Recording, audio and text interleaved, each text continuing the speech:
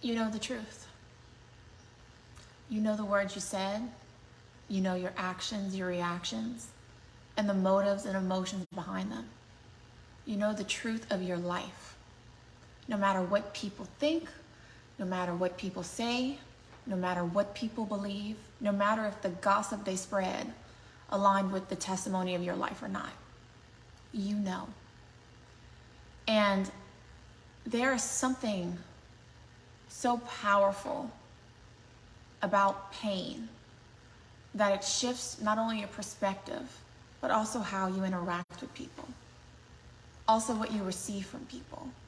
And if there is one thing that changes the way you view people and relationships and friendships and family, is them not seeing, accepting, believing, or embracing your truth. And this comes from a conversation. Just given backstory, I have an email group, and every month starting June 1st, I'm going to give different topics for us to focus on every month. And one of the topics is forgiveness of self. And in talking to close friends and family and just different people, gauging the type of content that I want to share, one thing stands out when it comes to a lot of us and forgiveness of self is forgiving optics. Forgiving what people think. And as much as you would say, well, that's an external thing, it's really more internal than you believe. Because a lot of times we struggle with letting people be wrong about us. With letting their view of us, or their perspective, or their opinions of us not be our business. We carry them. They hurt us. They keep us up. We want to argue with the world. We want to share our side. But why share a side that's not asked for? Why explain yourself or your business when it's not someone else's? So you sit with it. And you let that turn into insecurity. And you let that turn into bitterness. And you let that turn into being reclusive because now you don't trust. And for the person that needs to hear this, no matter what people say, think, believe, or spread, no matter what it looked like, no matter what it sounded like, you know the truth of your experiences. You live them.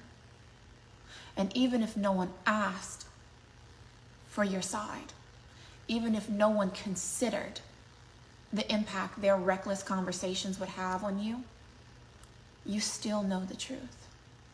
And in walking in truth, you will be compensated beyond what I think most people understand what compensation means. So you hold on to your truth. You hold on to the fact that God sees, knows, and handles all.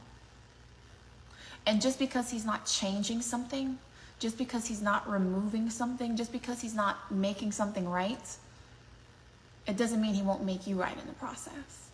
It doesn't mean your faith won't be bolstered, or your mindset won't be renewed, or your maturity won't take form.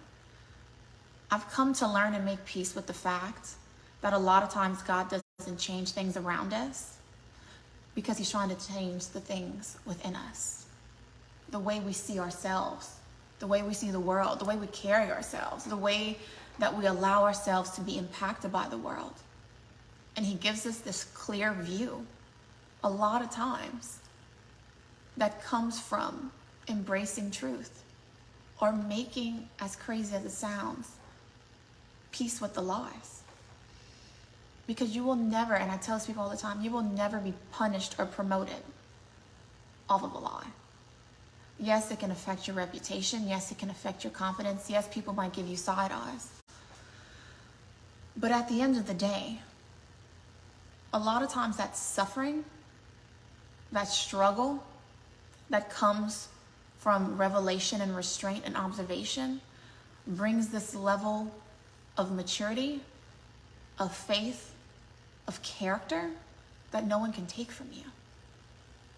So if you're a person that's struggling with this, understand that some people will never ask because they'll never want to know your truth. It's probably why they never asked you. Some people will never receive your authenticity, your honesty, your vulnerability, because opinions and optics and foolishness is more fitting or more comfortable or helps them sleep at night for the things they said about you, for the way they treated you, or for the way they want you to be seen by themselves or other people. But at the end of the day, that's not for you to carry. That's not, do you know how many times we carry shame and insecurity that does not belong to us? We walk into rooms as a diluted version of ourselves because we walk in for how we think people see us or view us. And who is that helping? Not you. If the only way someone's going to be good with you is to see you lose or to see you low, you probably shouldn't really be seeing them, should you? You know the truth. Their acceptance, their understanding, their pursuit will not change it. Even if they ask you now, it won't take any of the former things back. Like I said, it won't lead you to not have those tears you cried. It won't take back those nights of sleep that you lost. It won't take anything back. So you need to take your energy and your time and your attention back because you owe it to yourself. And know that everything, every single thing in life, whether something revealed in you or around you, is for your good. It's for your betterment. Yeah, it hurts. Yes, it's painful. It's annoying. It's insulting sometimes. It's extremely uncomfortable. But if you take the revelation and you learn how to properly position people, how to properly position priorities, how to properly position thought processes, the very things that were meant to destroy you mentally, spiritually, physically, emotionally, professionally will be the very things that develop you. So hold on to that truth and hold on to your truth. People don't have to believe you as long as you know the validity of your experiences, your emotions. So you have a great day, and I will talk to you soon.